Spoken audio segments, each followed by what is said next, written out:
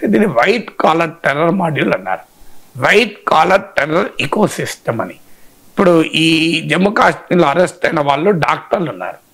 Even ఇప్పుడు ఢిల్లీలో పేలుడులో కూడా సూసైడ్ అటాక్ చేసిన అతని పేరు డాక్టర్ అని ఉంది. ముందు జమ్మూ కాశ్మీర్లో 2900 కిలోగ్రామ్స్ 3 టన్నుల ఎక్స్ప్లోజివ్, ఇది అనేక ఐఈడి బాంబులు తయారు చేయొచ్చు. అంటే అనేక రోజుల పాటు సస్టైన్డ్ బాంబింగ్ జరిపేంత ప్రమాదకరమైన పేలుడు పదార్థం. ఈ స్థాయిలో మామూలు విషయం కాదు. ఇందులో హైలీ ఎడ్యుకేటెడ్ వారు.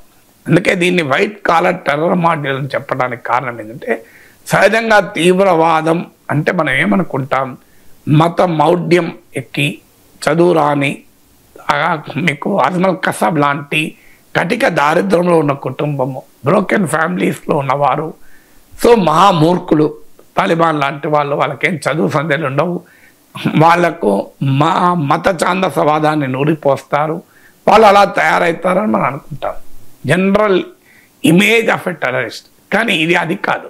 ఇలా హైలీ ఎడ్యుకేటెడ్, టెక్నాలజీ సావి, చాలా ప్రొఫెషనల్స్. ఇప్పుడు వీళ్ళంతా డాక్టర్లు ఇందులో చాలామంది. వాళ్ళ ప్రొఫెషనల్ నెట్వర్క్ను ఉపయోగించే ఫండింగ్ పొందుతున్నారు, ఆ లాజిస్టిక్స్ని ఏర్పాటు చేసుకుంటున్నారు. ఇది అందువల్ల ఈ వైట్ కాలర్ టెర్రర్ అంటే రాడికలైజ్డ్ ఎడ్యుకేటెడ్ పీపుల్. మీకు ఇది వరల్డ్ ట్రేడ్ సెంటర్ పైన దాడిలో చూసాం మనము.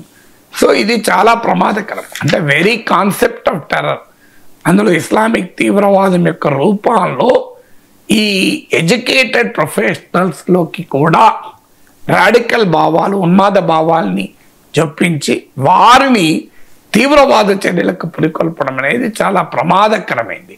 సెక్యూరిటీ ఫోర్సెస్ కూడా ప్రమాదం. ఎందుకంటే వీరు వాడేటువంటి టెక్నాలజీ అలాగే వీరు వాడేటువంటి మెథడ్స్ చాలా ప్రమాదకరంగా ఉంటాయి. ఇది టెర్రరిజంలో వస్తున్న ఓ కొత్త దశకు ఇది ఇండికేటరు. డెఫినెట్గా ప్రభుత్వాలు, భద్రతా బలగాలు మరింత అప్రమత్తంగా ఉండాల్సిన అవసరాన్ని గుర్తు చేస్తున్నాయి.